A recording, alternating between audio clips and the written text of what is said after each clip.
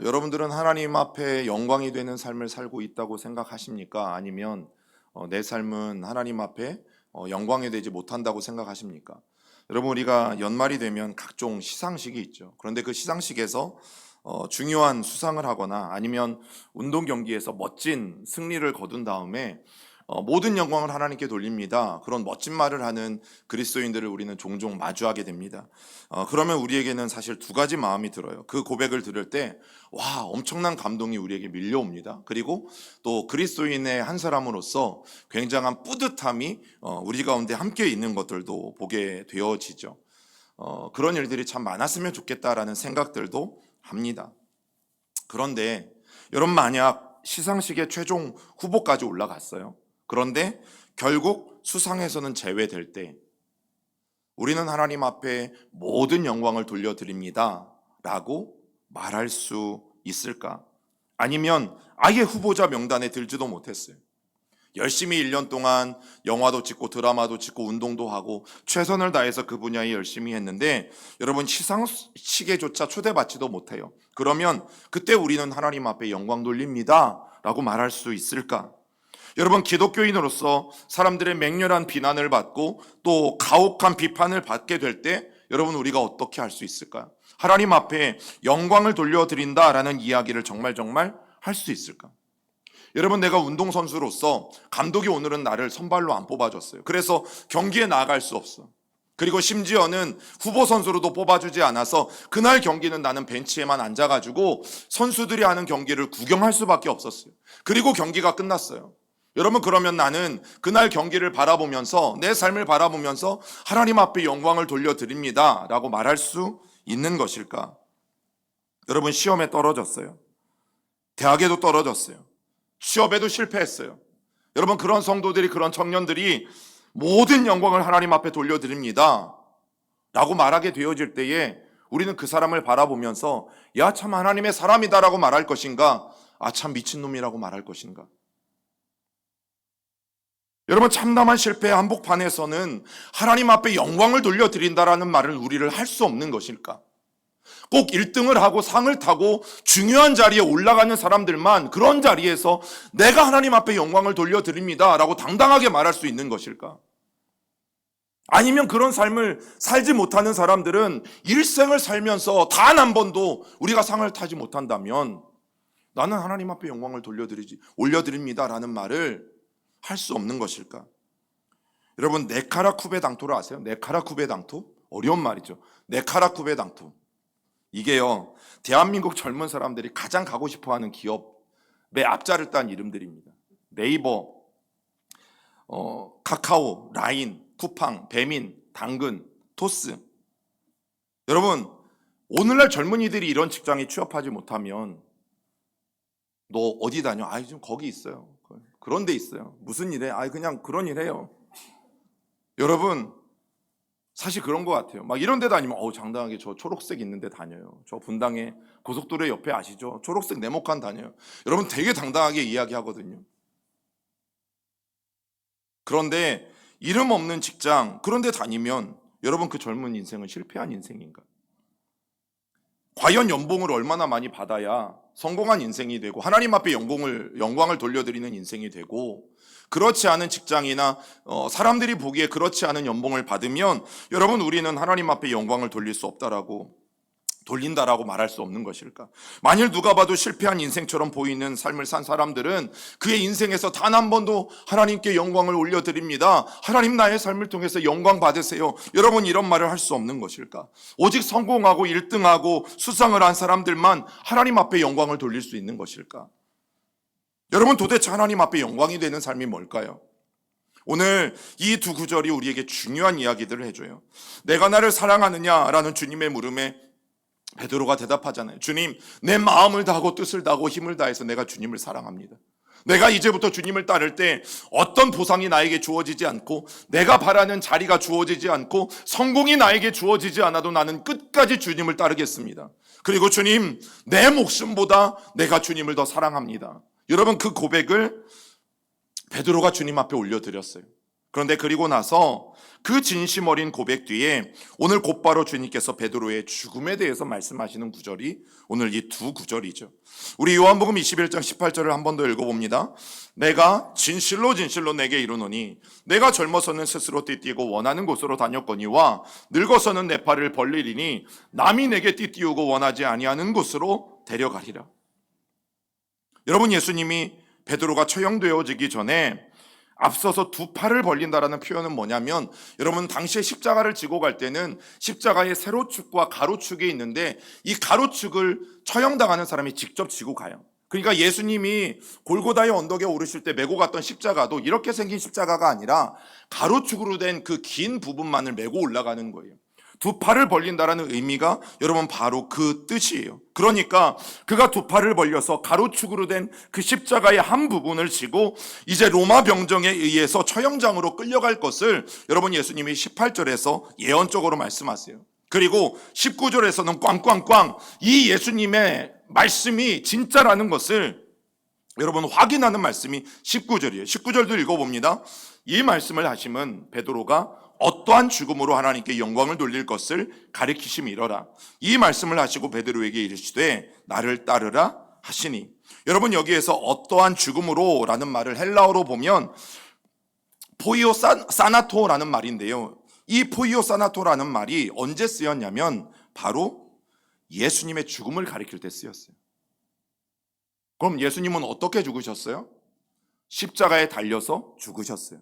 그래서 전의 말씀을 띄워주세요. 어떠한 죽음으로라는 말이 무슨 뜻이냐면 십자가의 죽음으로, 예수님이 십자가에 죽으신 것과 똑같이 그 똑같은 단어를 베드로의 죽음에 쓰시면서 베드로도 예수님과 똑같이 십자가에 달려 죽으실 것을 이 요한복음이 오늘 우리에게 정확하게 말해주고 있는 것이죠. 여러분 사실 베드로의 십자가 처형에 대해서 성경은 기록하고 있지 않아요. 그러나 여러분 잘 알려진 교회 전승에 의하면 베드로는 주님이 돌아가시고 60년이 지난 후에, 아니 30년 정도 지난 후에, 그러니까 주 60년대 중반에 네로 황제가 기독교를 극심하게 핍박하던 바로 그때 십자가에 거꾸로 매달려 그가 처형당한 순교한 기록들을 가지고 있죠. 여러분 그리고 또 한 가지 중요한 것은 오늘 십자가에서 처형된 베드로의 죽음을 보고 성경이 뭐라고 말합니까? 성경이 뭐라고 말합니까? 하나님께 영광을 돌리는 일이라고 19절에서 분명히 말씀하고 있어요.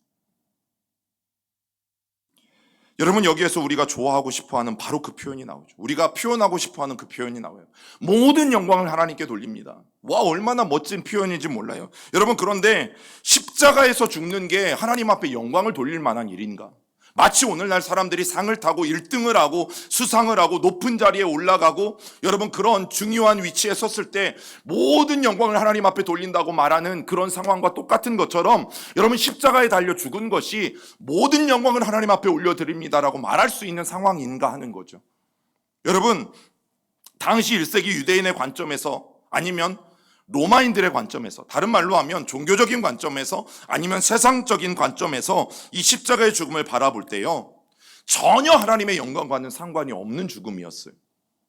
왜냐하면 먼저 유대인의 관점에서는 십자가에 달려 죽는 것은 하나님의 저주를 받아 죽는 겁니다. 하나님의 영광하고는 정반대죠. 여러분 십자가에 달려 죽는 사람들을 바라볼 때마다 유대인들은 저 사람은 하나님의 저주를 받았다라고 생각한 거죠. 그래서 요한복음 18장과 19장을 보면 종교 지도자들이 빌라도 총독의 힘을 빌어서 무엇을 계속해서 강조했냐면 예수님을 십자가에 달아 죽이자라고 강조하죠.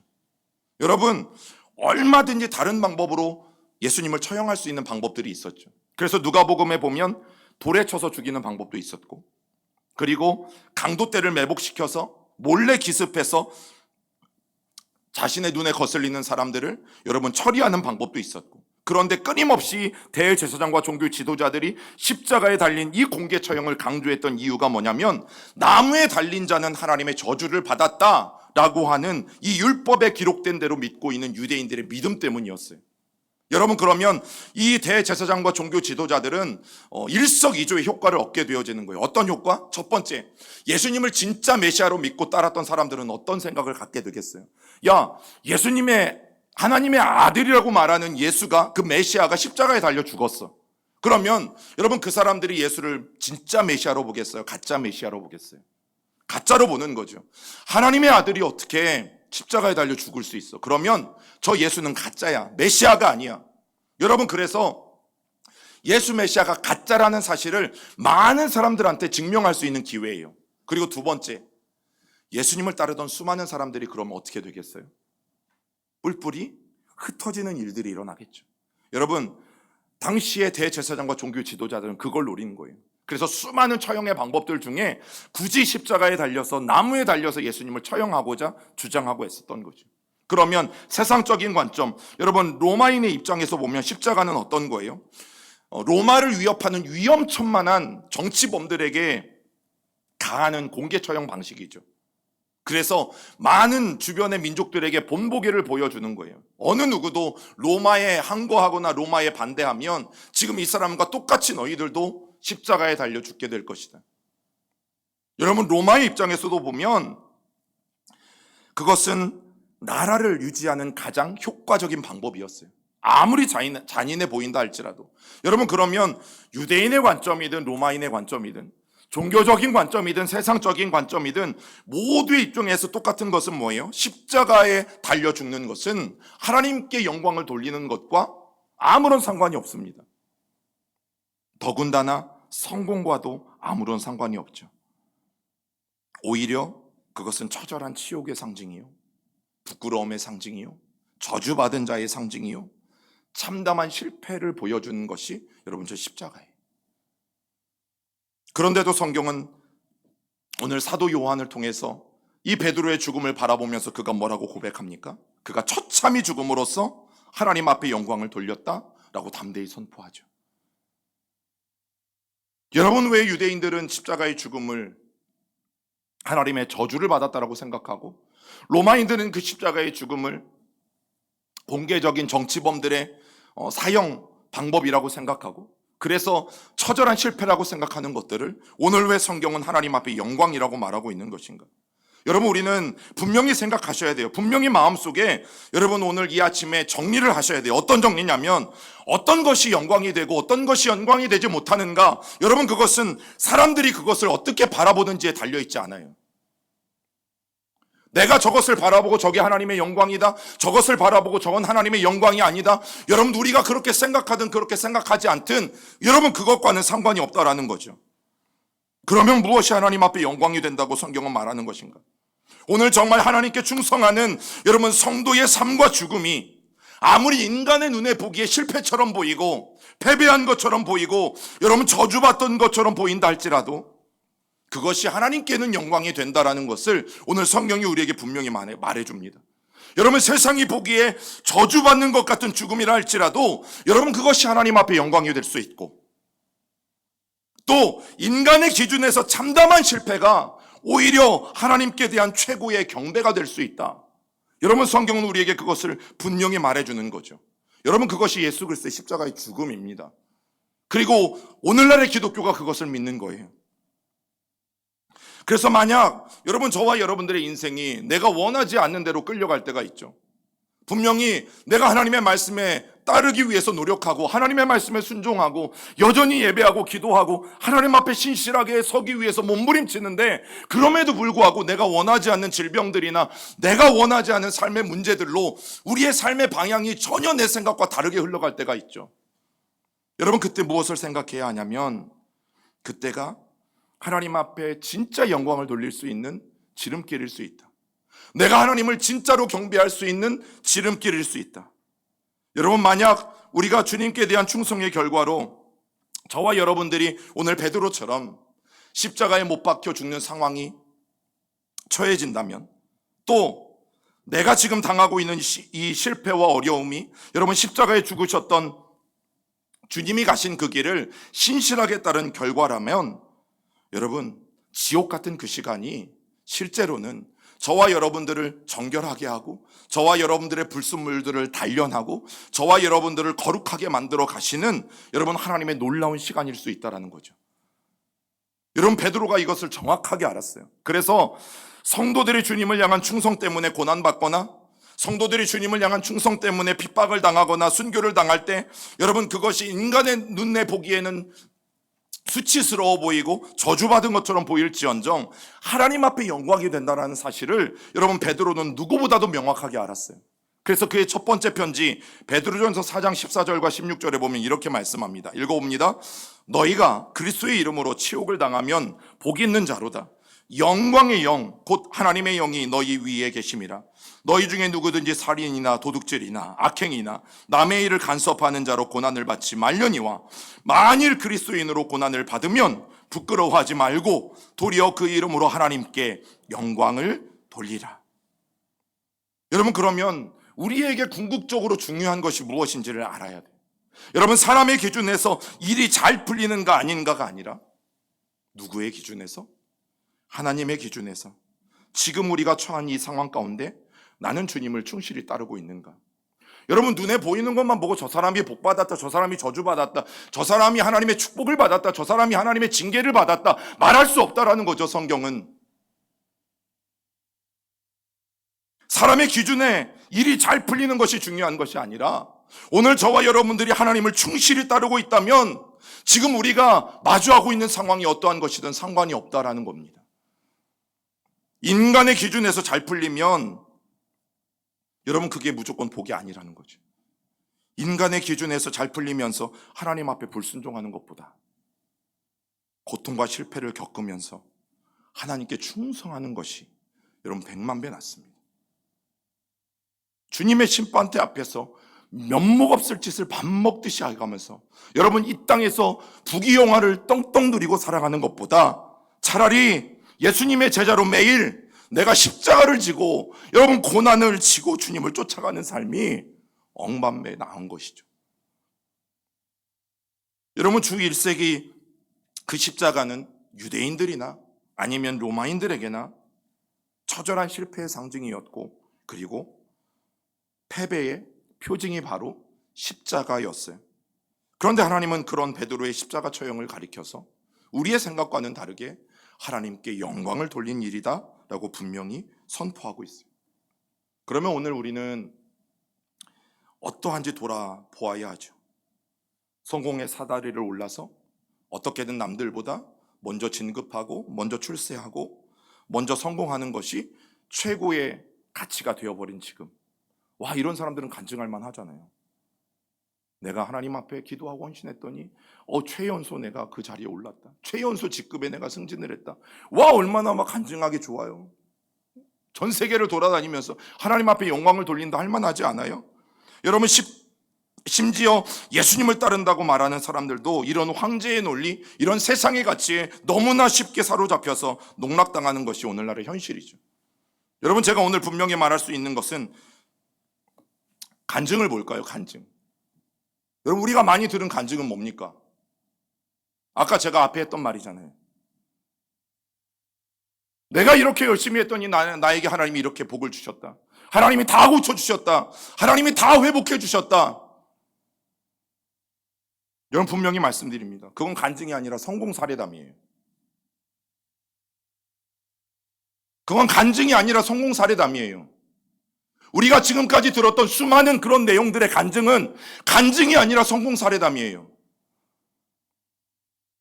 골리앗을 쓰러뜨린 다윗에 대해서 설교하면서 뭐라고 합니까? 여러분 믿음으로 나가십시오.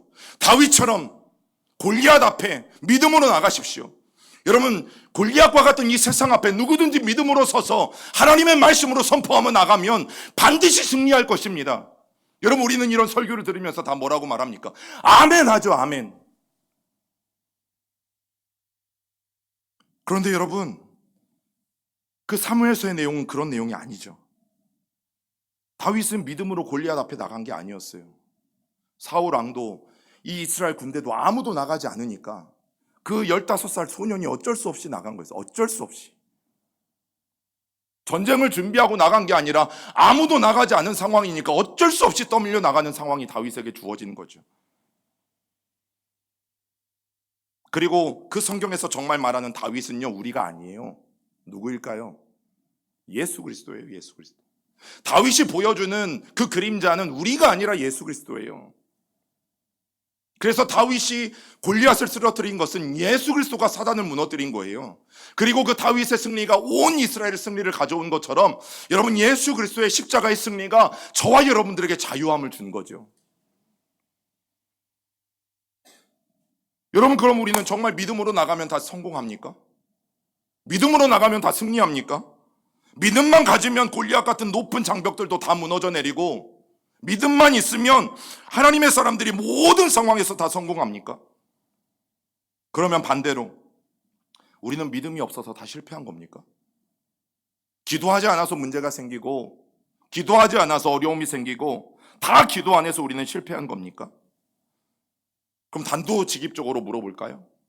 여러분, 운동선수들 중에 최고 연봉을 받는 운동선수는 그리스도인일까요? 아니면 예수를 믿지 않는 사람일까요? 세계 최고 부자는 그리스도인일까요? 믿지 않는 사람일까요? 세계에서 제일 성공했다고 말하는 사람은, 세계에서 힘이 가장 높은 권력자라는 사람은 그리스도인일까요? 아니면 예수님을 믿지 않는 사람일까요? 여러분, 연말 시상식에서 대상을 타는 대부분의 사람들은 기독교인입니까? 비기독교인입니까? 이번에 정말 큰 이슈가 된 게 있죠. 한국 최초, 아시아 최초, 노벨 문학상. 상금만 14억이면 상금만. 여러분, 그 작가는 그리스도인입니까? 그리스도인이 아닙니까? 제가 찾아보니까 그리스도인이 아니에요. 그런데 아시아에서, 한국에서 받지 못한 그 상을 최초로 탔어요. 예수 잘 믿어서, 신앙이 좋아서, 기도 많이 해서, 믿음이 신실해서 노벨 문학상을 타는 성공을 얻은 것일까요? 여러분, 하나님을 의지해서 나갔다가 오히려 골리앗과 같은 세상에서 무너진 청년들이 많습니다. 그러나 저는 그 청년들에게 박수를 보내죠. 주일 성수를 하기 위해서 주일 성수할 수 있는 직장을 찾다 보니까 그런 직장이 없잖아요. 점점점 줄어들고 있잖아요. 그러다 보니까 선택의 폭이 좁아져. 여러분, 그래서 아직도 하나님 앞에 기도하면서 전전긍긍하며 하나님의 때를 기다리는 믿음의 청년들이 있는 거죠. 믿음 지키려다가, 바른 믿음으로 살아가려다가 오히려 연봉이 깎이고 직장에서 쫓겨나는 경우들도 있는 거죠. 오히려 주님은 그런 믿음의 사람들을 향해서 뭐라고 말씀하세요? 하나님 앞에 영광을 돌린 삶이다라고 말하는 거죠. 여러분, 오늘 이 아침에 우리는 하나님의 영광에 대한 생각을 재정립해야 돼요. 반드시 우리의 마음속에 하나님의 영광이 무엇인지 분명히 새겨야 돼요. 여러분, 물론 실패를 좋아하는 사람은 아무도 없어요. 하지만 주님에 대한 여러분들의 충성이 실패라는 결과를 가져올 때 있잖아요. 그래도 여러분, 그렇게 하세요. 만일 오늘 저와 여러분들이 하나님 앞에서 정직한 것 때문에 손해를 봤어요. 심지어 사업이 망하게 됐어요. 정직한 것 때문에. 여러분, 그렇다면 기꺼이 그 실패를 받아들이세요. 주님의 말씀대로 내가 정말 힘없는 사람들, 어려운 사람들을 배려하고 대변하는 삶을 살다가 실패라는 피할 수 없는 상황들을 마주했어요. 그러면 여러분, 반드시 다음에도 그 선택을 하세요.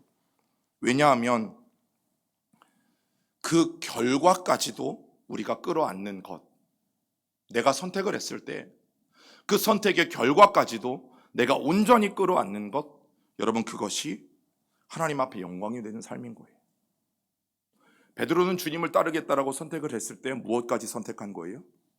십자가에 달려 죽는 죽음까지도 그대로 받아들이고 예수님을 따르기로 선택한 거예요. 그래서 성경은 베드로의 삶을 바라보며, 죽음을 바라보며 하나님께 영광이 된 삶이다 라고 말하고 있는 거죠.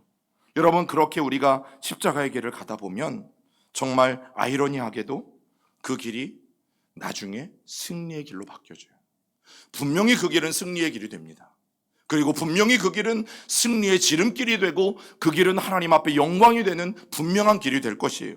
여러분, 하나님 앞에 영광을 돌리기 위해서 반드시 사람들의 눈에 근사하게 보일 필요가 없어요. 그렇다고 오해는 하지 마세요. 1등을 하고 상을 받고 좋은 대학에 진학하고 억대 연봉을 받는 기억도 안 나는 네베라 여러분 그런 기업에 취업을 하고, 물론 사람들이 보기에 정말 근사한 모습으로 하나님 앞에 영광을 돌리는 것도 맞아요. 그러나 제가 오늘 함께 나누는 건 뭐예요? 사람들의 보기에 근사한 모습만 하나님이 영광 받으신다고 생각한다면 거기에 십자가를 위한 자리는 없죠. 그렇다면 누구보다 실패한 분은 누구세요? 예수님이시잖아요. 그리고 십자가에서 죽어간 베드로와 수많은 순교자들일 것이에요.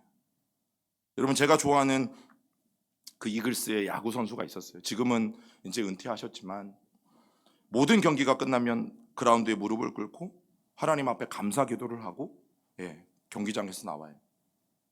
주일날 대전구장에서 경기가 있으면 아침 7시 반 일부 예배에 빠짐없이 와서 예배를 드리고 담당하는 목회자에게 기도를 받고 그날 경기를 나가요. 겨울에 경기가 없는 훈련 기간이면 그 겨울 동안에 성경을 3독, 4독 해가지고 늘 신앙생활을 하면서 훈련을 해요. 자기가 운동하는 목표는 하나님 앞에 영광을 돌리는 거예요. 와, 이 정도 되면 하나님이 어떻게 해주셔야 돼요? 저는 그런 운동선수를 본 적이 없어요. 매년마다 골든글로브도 타야 되고 MVP도 타야 되고, 하나님이 자유계약 선수할 때 억대 연봉도 가장 큰 연봉도 주셔야 되고, 여러분 그래야 되는 거 아니에요? 근데 자유계약 선수가 되고 한 1년 정도 지났을 때 더 잘하는 선수를 이글스에서 뽑았어요. 그래서 그 집사님은 뒤에 후보로 밀려났어요. 그리고 1년이 지나서는 아예 그 팀에서 방출이 되었어요. 하나님 앞에 영광을 돌린다고 말할 수 있을까요? 쓸쓸히 영광스럽게 구단에서 은퇴식을 하고 보내준 것도 아니고 쓸쓸히 짐을 싸서 방출을 당했어요. 그리고 지금은 파주에서 유소년들을 기도로 세워가며 또 말씀으로 세워가며 유소년 야구 클럽을 운영하고 있어요. 하나님이 주신 사명을 가지고. 여러분, 저는 그 자체가 하나님 앞에 영광을 돌린 삶이라고 생각해요. 결과가 하나님 앞에 영광 돌린 삶이라는 것을 증명하는 것이 아니라 우리가 어떻게 살아왔느냐가 하나님 앞에 영광 돌린 삶인지를 증명하는 거죠. 여러분, 정말 많은 그리스도인들이 하나님 앞에 영광 돌려드리는 삶을 살고 싶어하고, 나도 한 번쯤은 많은 사람들 앞에서 모든 영광을 하나님 앞에 올려드립니다라는 말을 하고 싶어하죠. 여러분, 그런데 우리의 삶과 죽음이 하나님 앞에 영광이 되고 못 되고, 또 우리의 이런 일상의 삶들이 하나님 앞에 영광이 되고 못 되고를 인간의 잣대로 함부로 판단하면 안 되는 거죠. 아까 간증 말씀드렸죠. 저는 우리 교회 안에서 간증을 하게 된다면 여러분, 성공담만 얘기하려니까 얼마나 할 말이 없어요. 안 그래요?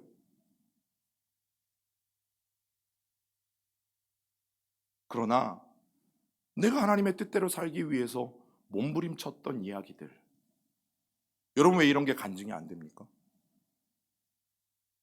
누가 간증이라는 정의를 성공 사례담이라고 내려버렸어요? 여러분, 교회 안에서조차 그러면 안 돼요.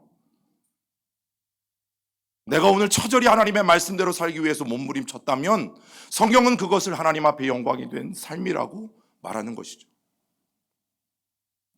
내 환경이 어떠하든 삶이 어떠하든 내가 하나님의 말씀 하나 붙잡고 그 말씀 때문에 몸부림쳤다면 여러분, 그분은 이미 하나님께 영광이 되는 삶을 누구보다도 잘 살고 계시는 거예요.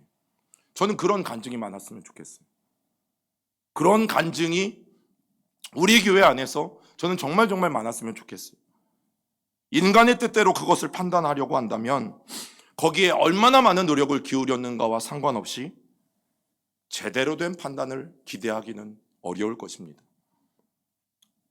그래서 오늘 이 요한복음의 저자인 사도 요한은 자기의 동료였던 그 베드로의 죽음을 회상하면서 하나님 앞에 끝까지 충성했지만 세상 사람들 보기에 정말 실패자처럼 보였던 베드로의 삶이었지만 하나님께는 영광이 된 삶이었다라고 분명하게 선포하고 있는 거죠.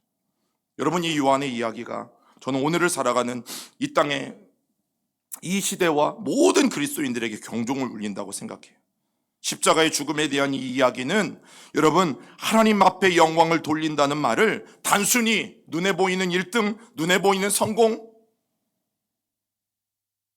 상을 타는 것, 여러분 이것만으로 제한해버린 이 사회를 향해서, 또 이 땅의 그리스도인들을 향해서 여러분, 사도 요한은 우리에게 강력하게 말하는 거예요. 너희들의 생각이 잘못됐다. 그러나 동시에 그런 세상의 기준 때문에, 여러분 그 세상의 판단 때문에 상처받는 사람이 얼마나 많아요. 나는 패배자네. 나는 실패한 사람이네. 나는 끝났네. 나는 아무것도 아니네. 아무도 나를 알아봐 주지 않네. 여러분, 그렇게 스스로를 낙인 찍은 여러분 그리스도인들이 얼마나 많은 줄 아세요? 그런데 여러분 기억하세요.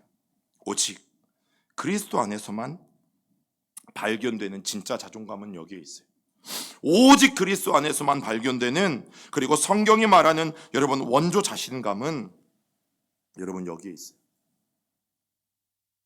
결과가 중요한 게 아니라 오늘 저와 여러분들이 하나님의 말씀 하나 때문에 몸부림치고 있다면 하나님 우리를 향해서 뭐라고 말씀하신다고요?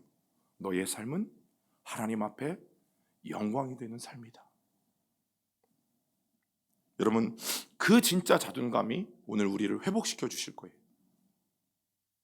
그 은혜 가운데 머무는 한 주간이 될 수 있길 주님의 이름으로 축복합니다. 우리 찬양하고